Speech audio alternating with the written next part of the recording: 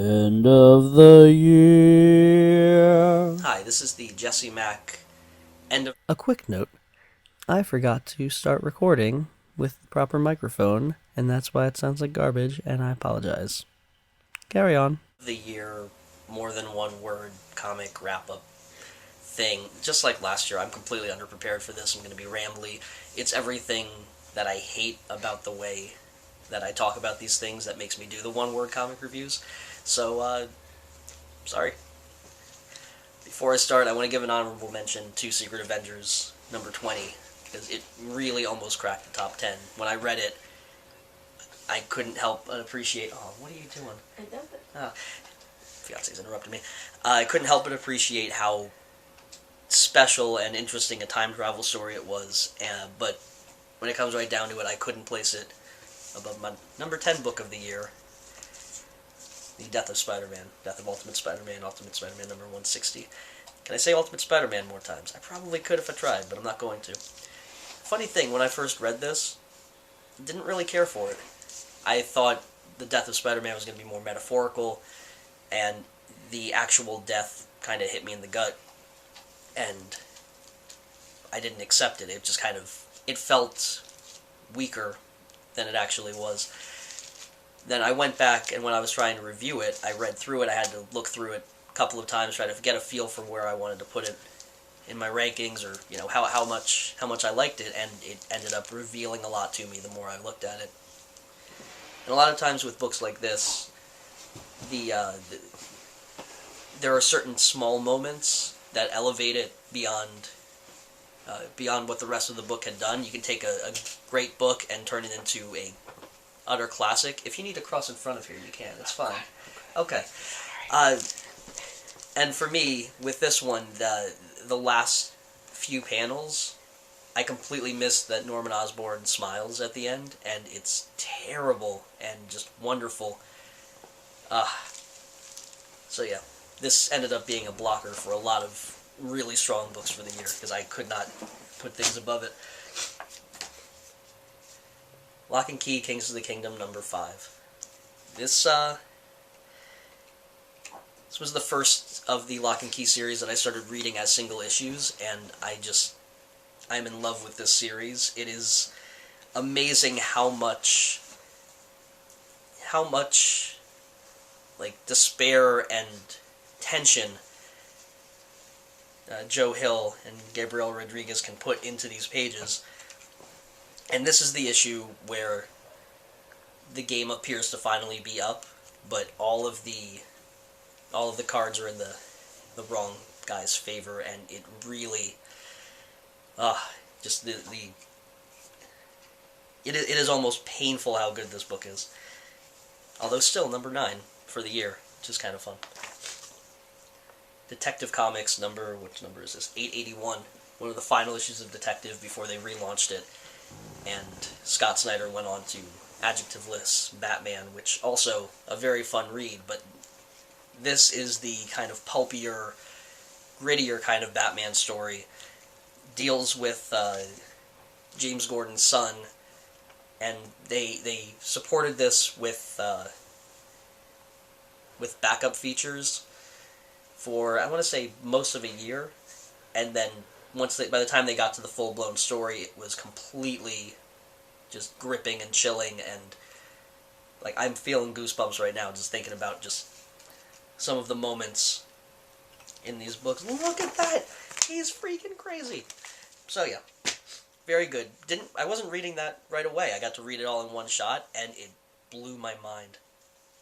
Speaking of, the next issue of Lock and Key, number 6, which I don't want to say too much because I'm making my fiance read this book and she hasn't read it yet. I love you. I love you too. But the events of this book, it is everything that I love about Lock and Key, where anything can happen and then it does, and you can't believe that they went that far and took those steps. Everything I said about the other issue, even more so for this one. Alright, now we're getting to the final issue of Fantastic Four, number 588. This is the epilogue to the death of Johnny Storm that deals with a month of sadness following his passing, and it is just a tone-perfect look at everybody's reaction, everybody's despair, and apparently despair is a big theme in what I enjoy in comic books. That elevates them past just good and takes them to great. There might be something wrong with me. But yeah, it was the scene where the Thing breaks down and the Hulk and Thor,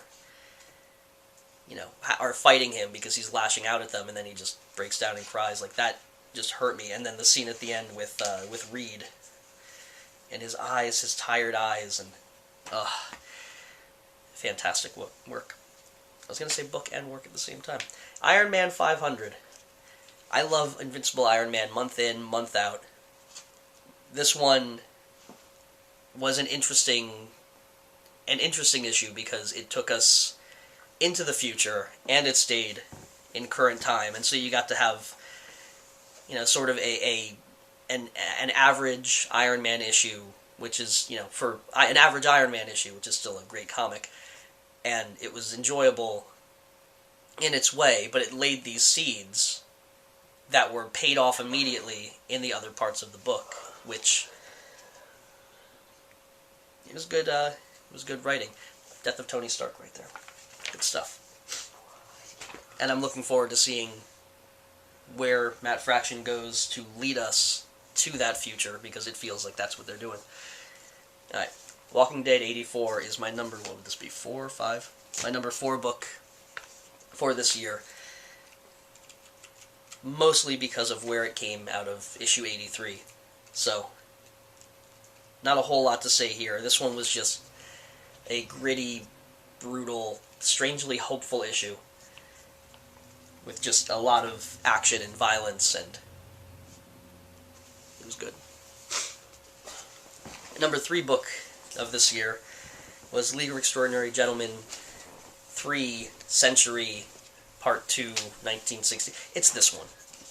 And it was... I didn't like it as much as the first part of the story, but that speaks to how much I liked 1910, which just completely... I could push that in someone as a perfect representation of what comics can be. To be fair, though, I didn't like it as much as I do until I read it a few times, and I only read through this one once. So this one might improve itself for me, but it just didn't feel like it had as many different elements coming together in a beautiful and poetic way. It just felt like an amazing story, which gets you to number 3, apparently. Number 2 book is The Death of Johnny Storm and Fantastic Four, whatever number that was, 587. I'm cheating, it's on the back. This one hurt me.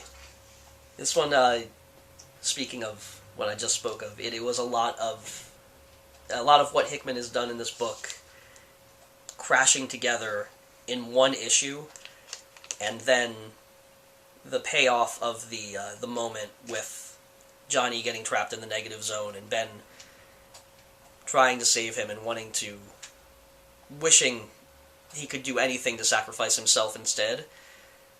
I'm almost crying now. Like, it was entirely emotionally affecting, and it shouldn't have been as good as it was. It's unbelievable to me that I liked a book more than this. The only thing that can get better than this is just pure and utter shock and somebody tearing out your heart because they have essentially murdered a character that you've grown to love over 7 or 8 years.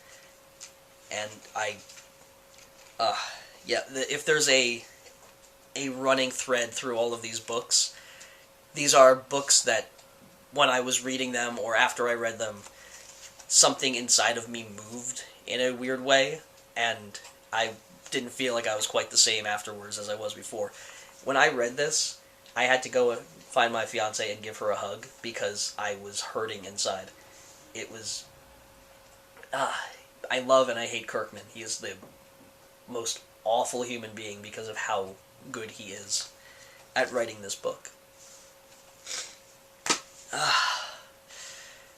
Thank you very much. I'll be here all year. One word or less comic reviews. Pow! That was cheesy enough.